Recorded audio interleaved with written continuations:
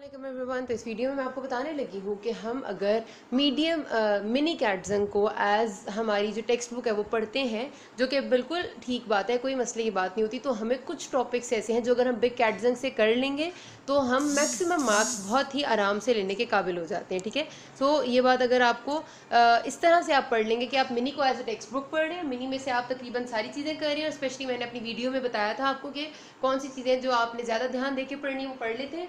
तो बिग से आप सिर्फ कुछ आपने चीज़ें करनी है। मैंने जितने सारे चैप्टर्स के नाम लिखे इनको देख के परेशान नहीं होना, ये सारे नहीं करने होते, इनमें से कुछ कुछ चीज़ें करनी है जो मैं आपको बताऊंगी। तो फिर you can get easily maximum marks, क्योंकि यही ज़्यादा चीज़ें जो पूछी जाती हैं। मैं ये भी मानती हूँ कि बहुत सारे बच्चे ऐसे भी होंगे शायद जो बिग कैटजंग को ही पूरा साल एज अ टेक्स्ट बुक पढ़ते हैं, लेकिन वो बहुत थोड़े से अमाउंट में ऐसे बच्चे होते हैं, बिकॉज बिग कैटजंग एंड में रिवाइज करना आसान बात नहीं होती। ठीक है, तो उसमें से सब कुछ रिवाइज होना बड़ा मुश्किल हो जाता है। जब तक आपने फिर उस पर बहुत अच्छी ग्रिप ना हो ना आपको, तब तक आप बिग कैटजंग बहुत अच्छी सी रिवाइज नहीं कर सकते। तो उससे बेहतर मैं ऑनेस्टली बताऊं, जो मैंने भी पाथवे फॉलो किया था, मेरी टेक्स्ट बुक मिनी कैटजंग थी और बिग मेरी रेफरेंस थी। और रेफरेंस के लिए मैंने ये टॉपिक्स, बल्कि मतलब जो भी इंपॉर्टेंट टॉपिक्स होते हैं ऑफ द टाइम, वो आप करते हो and you get maximum marks अल्हम्दुलिल्लाह।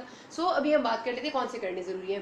कहते हैं ये मतलब अगर देखा जाए तो एएनएस यानी ऑटोनॉमिक नर्वस सिस्टम जो है ना, क्योंकि ये इंपॉर्टेंट बहुत ज़्यादा है इस हिसाब से कि इसमें से ही आपको जब तक रिसेप्टर्स और ये ना पता होगा कि बीटा अल्फा और सब कुछ वो क्या है, तब तक आप आगे पूरी फार्मा में कुछ भी नहीं समझ सकते। तो एएनएस है बहुत ज़्यादा इंपॉर्टेंट, एएनएस का पूरा यूनिट जो है ऑटोनॉमिक नर्वस सिस्टम। तो ये कहते हैं कि एएनएस को पूरा का पूरा ही बिग कैटजंग से किया जाए तो ज़्यादा बेहतर है। लेकिन अगर आप नहीं कर सकते, अगर आपके एग्जाम होने में 3 महीने रह गए और अब आपको लगता है कि बिग कैटजंग से आप पूरा एएनएस करेंगे तो आपका बहुत टाइम लग जाएगा, बिकॉज ऑफ कोर्स ही बात है थोड़ा टाइम टेकिंग है, तो जस्ट लीव इट। मैंने मतलब मैं आपको इससे बता रही हूँ कि ये बहुत अच्छा होगा कि अगर आप एएनएस बिग से एक दफ़ा कर लेंगे, क्योंकि उसमें से कोई चीज़ फिर आपकी एम्बिग्विटी बिल्कुल भी नहीं रह जाएगी। तो अगर आपके पास टाइम है और इस वक्त आप पढ़ सकते हैं उसको, तो एक दफ़ा पढ़ लें। लेकिन अगर नहीं है टाइम तो ये छोड़ा जा सकता है, it is not that much necessary. मैंने एएनएस में से सिर्फ और सिर्फ जो सिम्पैथोमाइमेटिक्स का चैप्टर है ना, अपने टाइम पे मैंने सिर्फ वो बिग में से रीड किया था, क्योंकि मुझे ये बात एंड में पता चली थी कि एएनएस को बिग से करना चाहिए और उस वक्त टाइम नहीं था मेरे पास। तो इसमें से कोई ऐसी खास बात नहीं है, मतलब बहुत बड़ा मसला नहीं होगा, सिर्फ खुद को सेफ साइड पे करने के लिए। ठीक है, अदरवाइज अगर आपने एएनएस नहीं किया बिग से, बिल्कुल कोई मसला नहीं है। अगर आपके एग्जाम में अब 3 महीने है ना, तो आप, मैं तो कहूँगी कि ना करें, क्योंकि 3 महीने पहले इतना बड़ा एएनएस करते हुए आप महीना लगा दें या आप हार्डली उसमें कम से कम 5-7 दिन ज़ाया कर दें, तो वो अच्छी बात नहीं होगी। ठीक है, तो इसमें से इसको आप छोड़ सकते हैं। अगर टाइम है और आप बिल्कुल सेफ होना चाहते हैं तो कर लें। फिर हमारे पास जो सीवीएस में है, सीवीएस पूरा आपका इसमें लिखा हुआ काफ़ी है। मिनी कैटजंग में कोई ज़्यादा बातें उसमें से उससे ज़्यादा पूछते नहीं है, लेकिन एंटी एरिथमिक्स ना कुछ लोगों को इसमें से समझ में नहीं आती। मैंने अपने सेल्फलेस मेडिकोस में ना एंटी एरिथमिक का अभी तक सिर्फ एक वीडियो अपलोड की है। फिर मैं कीमोथेरेपी स्टार्ट कर ली थी, क्योंकि कीमो का बहुत ज़्यादा मुझे स्टूडेंट्स कहे थे।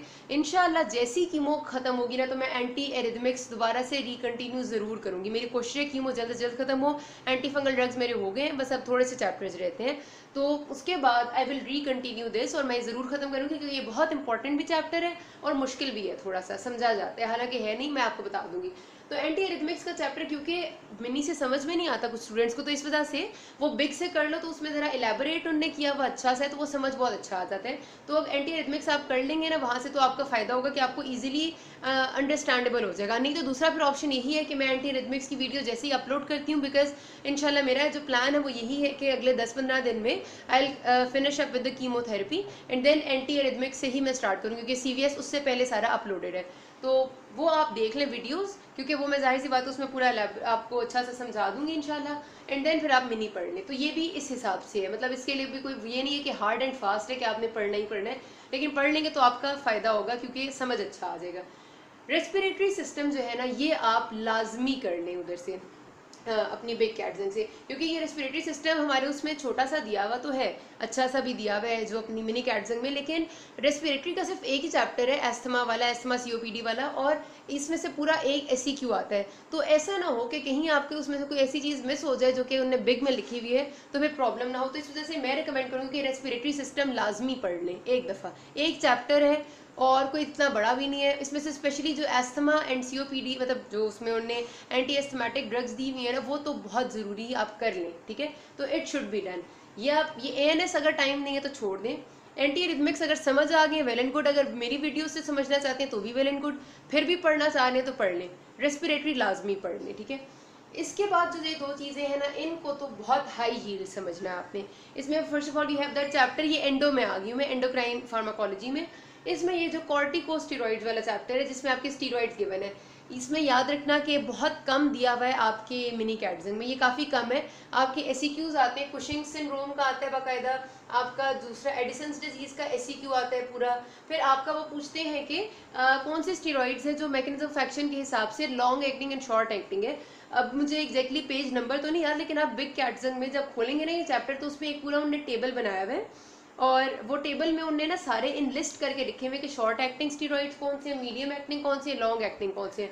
उस टेबल को आपने देख लेना है और उसको अच्छे से याद कर लेना है, ठीक है। तो इस चैप्टर में से आपने क्या क्या करना है, कुशिंग्स और एडिसन्स और जो इससे रिलेटेड डिसऑर्डर्स हैं वो ज़रूर करने हैं अच्छे से, वो एसीक्यूज में आते हैं। फिर आपने वो टेबल शॉर्ट और लॉन्ग वाला लाजमी करना है।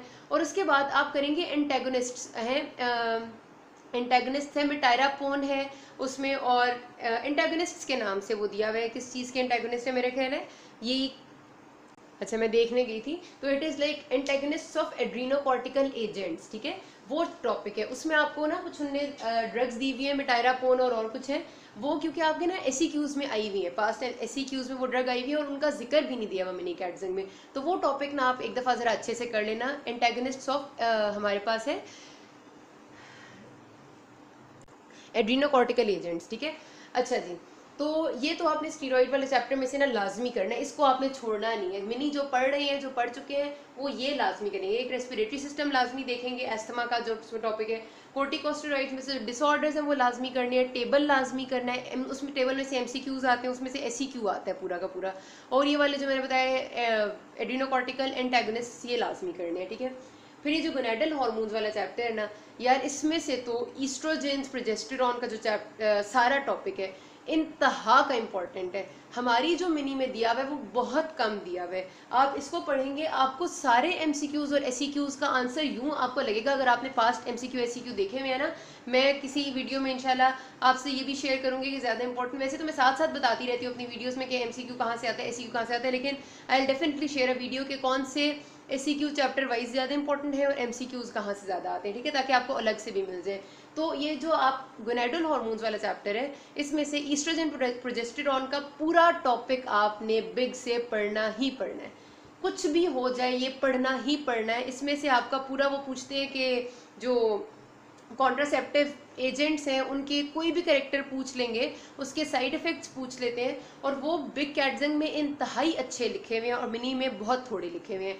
बिग में आपसे बिग से आप ये टॉपिक पढ़ेंगे ना जो ईस्ट्रोजन प्रोजेस्टेरॉन वाले, आपको बहुत ज़्यादा अच्छा समझ भी आएगा और उनने बहुत अच्छा लिखा हुआ है, बहुत आसान लिखा हुआ है। तो इसको तो आप किसी सूरत मिस नहीं करना, क्योंकि दिस इज़ इंतहाई इंपॉर्टेंट।